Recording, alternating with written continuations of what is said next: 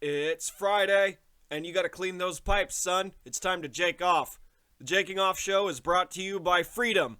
There's little Mexican kids in cages at the border. What the fuck is going on? A lot of these people probably aren't even Mexican either. Doesn't matter. They're in fucking cages, and we need to give these people an opportunity to escape from the hell that they fucking are going through right now. This is America, goddammit. Meanwhile, motherfuckers are more focused on storming Area 51, looking for government secrets and fucking little green men and shit. Either way, we're freeing aliens, goddammit. Take your pants off, light a joint, it's time to start the party. Hard to starboard, you motherfuckers. It's Friday, it's payday, and it's time to fuck shit up.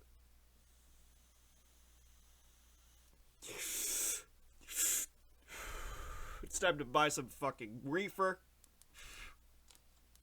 and storm the fucking gates. Here's what's going on.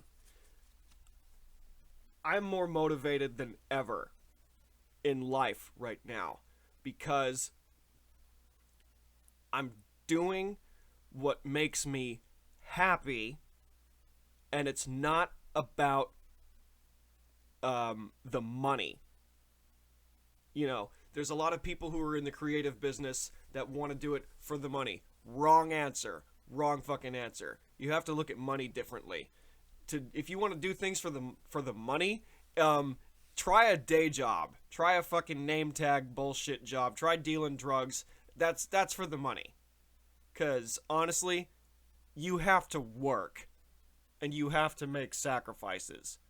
But you also need to make time to do what you do best.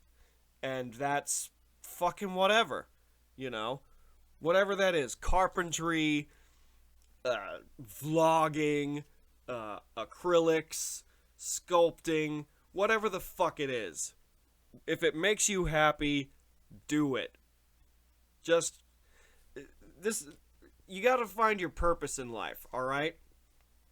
And it's really to find happiness. And what makes you happy, the money in that happiness will show up later. It will show up some other time. But for now, you know, that's not happening. So you gotta sacrifice. Okay? There's in my younger, here's an example. In my 20s, I'm still in my 20s. My younger 20s, okay? I spent it in college. The second half of college was I was doing school full time, and I had an inventory job to, like, you know, have extra money. Duh, because who wants to be a broke college student? No one. So you got to make a little money. So what I did is I took this night job, and I would work. I would be in school all day, and then I would work all night. Some nights were consecutive, and those were nights where I did not sleep, and that's part of what I sacrificed: sleep. So there's a couple things. There's school, there's work, there's sleep, there's social life. You got to take out two of those fucking things if you want to go anywhere or do anything. And if you're smart, you take out sleep.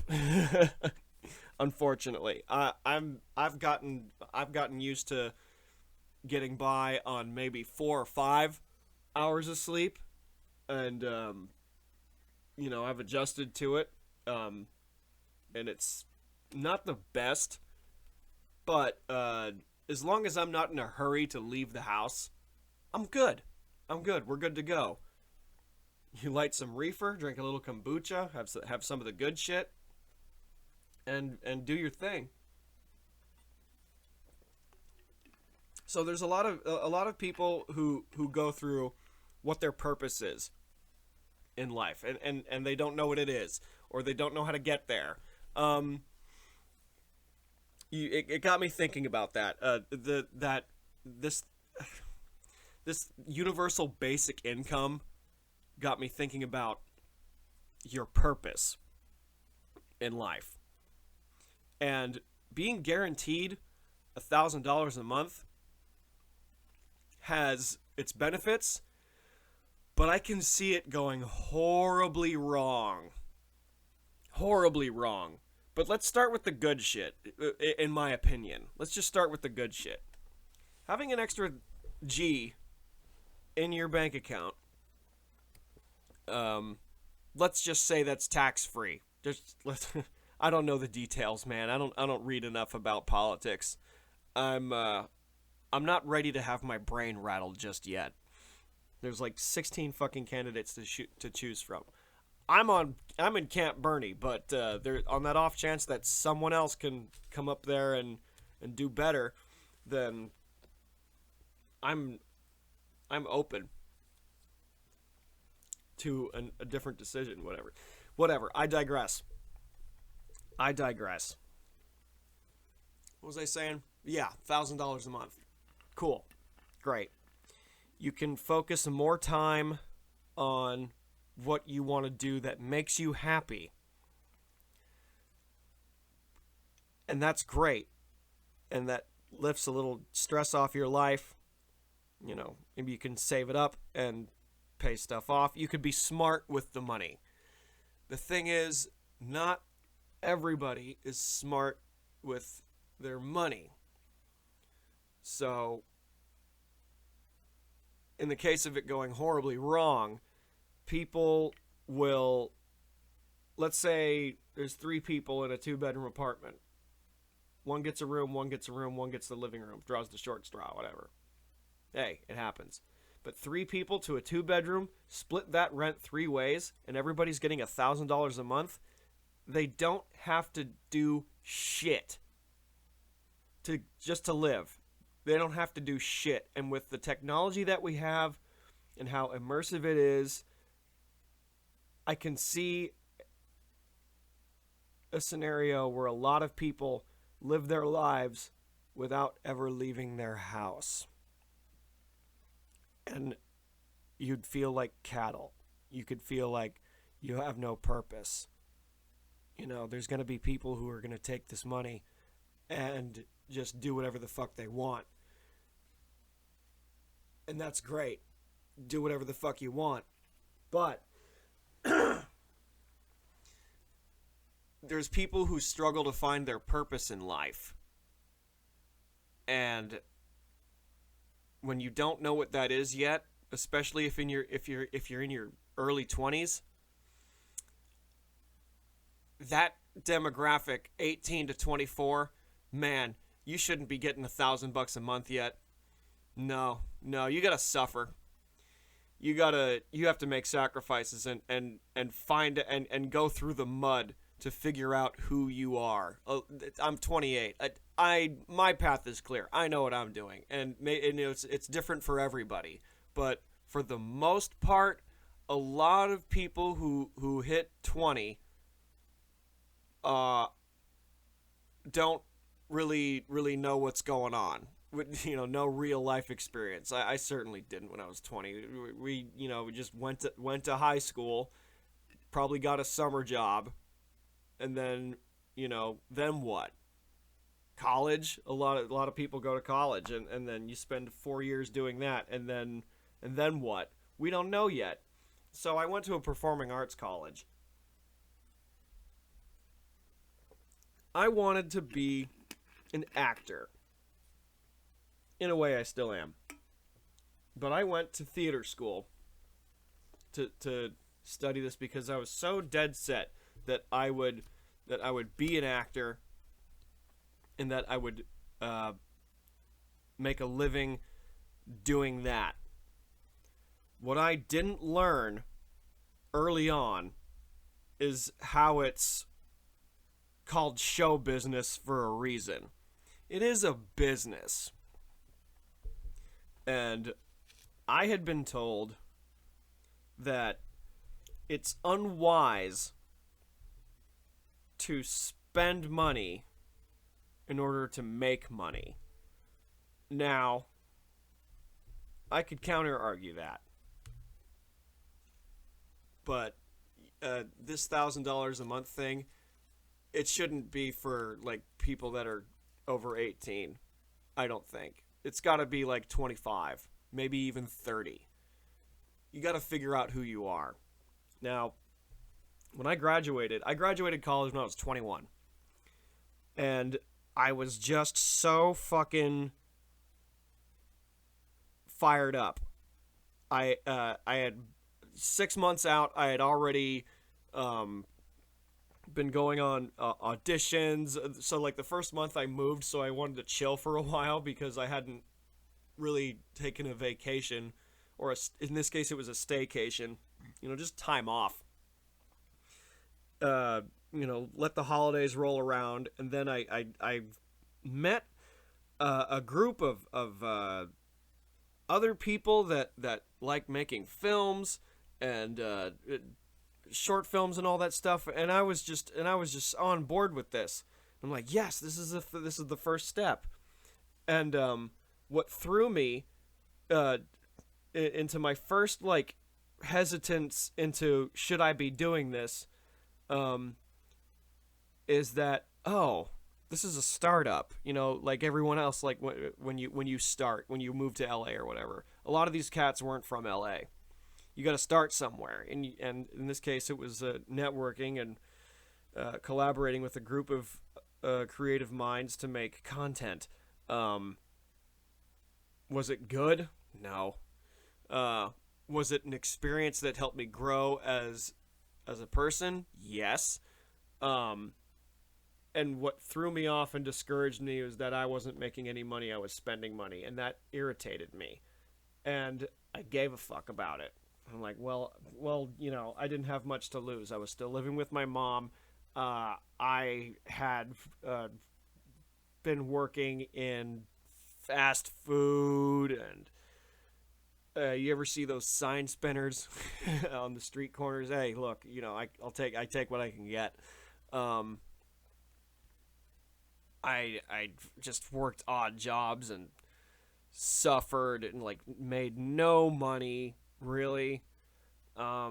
Just I had spent a good chunk of any money I had saved on making a couple of short films, being involved in short films, and going on auditions, like basically spending money to invest in the acting stuff, getting headshots, all that other shit.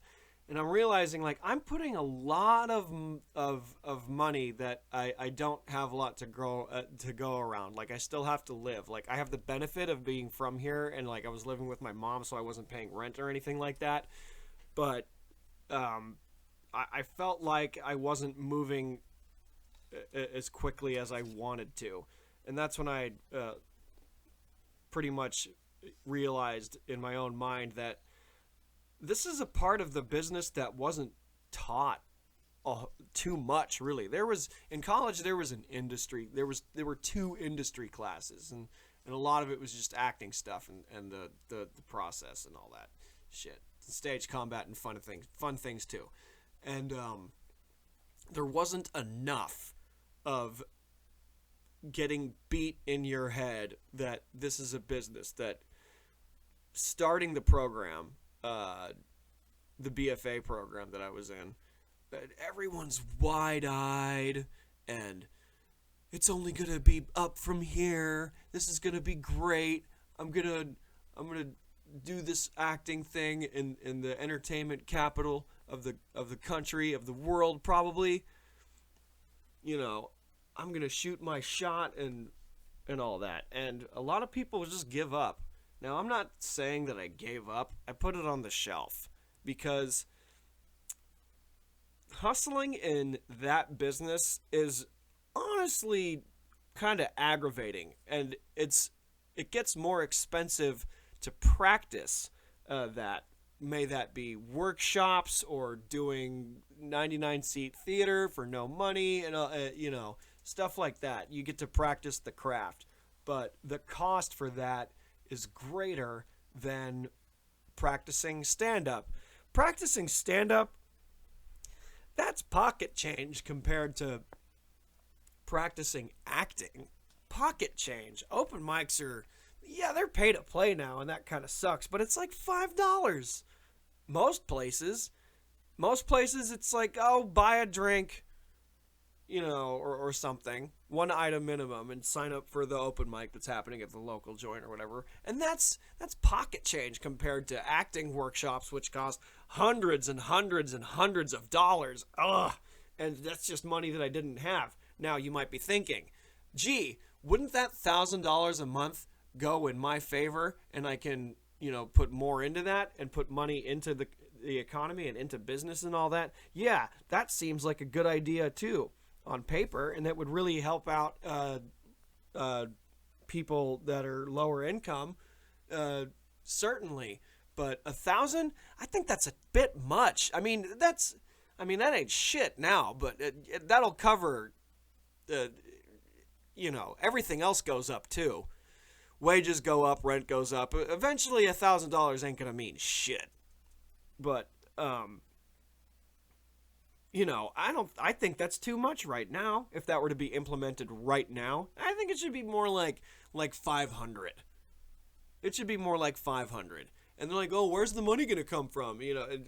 Andrew Yang was saying, big businesses and the military-industrial complex. Like, man, the powers that be aren't going to do that. Come on. Give me a fucking break. Let's be honest here.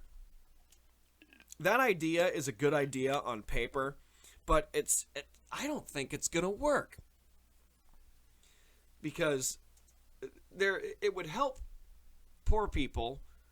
It would help people of certain demographics, certainly. And maybe it should just go to that. But everyone, rich kid in Orange County, does he need $1,000 a month? No, not really. Do people that make a lot of money need an extra G? Nah. No. The idea is that every single American over 18 gets $1,000 a month guaranteed. That's the idea. Now, there's some that could use it and that could be smart with it, but there should be a guideline to people that aren't so money savvy, people like me. There should be a prerequisite to earning that. I don't think it should just be given. I think it should be earned. Just, you gotta do some work. You can't just have money thrown at you. You gotta put your big boy pants on and wake up with a hard dick and fucking, hey, what are we gonna do? Are we gonna put this away? No, someone's sucking this fucking dick today. We're gonna go out there and we're gonna fucking pull a fucking Harvey Weinstein and Me Too everybody. That's a terrible analogy. I don't give a fuck. It gets me fucking motivated, god damn it. Someone called me an aggressive fortune cookie one time. I thought that was hilarious. Ugh, kombucha. I shouldn't drink liquids in front of a microphone, because that is an awfully disgusting sound that y'all are hearing. But yeah, it's Friday, it's payday. I'm motivated as fuck. I'm high as fuck. I'm ready to fuck shit up. I basically worked 5 days in a row. Came in hot.